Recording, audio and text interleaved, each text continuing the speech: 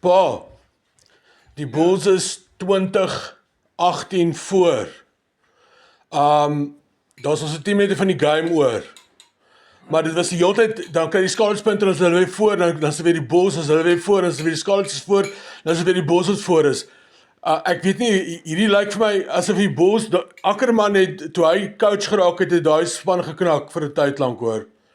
Ek dink daai span is meer die killer span wat hy was voor jare, toe hy altyd die Currie-beker so lekker gevat het, saam met die WP nie, en met die Super Rugby en daai goeters, hulle is nie meer as hulle span nie hoor. Dis is die Stormers hoor, dis nie Bulls nie. Maar vir Tannie Annie, skreeu ek vir die Bulls, ons moet nie heeltemal hoop verloor nie, want dit is 'n Suid-Afrikaanse span, en hoe meer Suid-Afrikaanse spanne daar in die einde van die wedstryd is, hoe beter dink ek hoor. Ek is 'n Suid-Afrikaner, ek stem daarvoor. Kyk gou daarso, gif oom wys.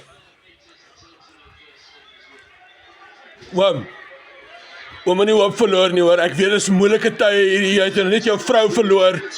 Onthou net, ons almal het familie verloor ook, jy weet, so dit is nie net oom wat deur hierdie ding gaan nie, ons almal gaan daardeur saam.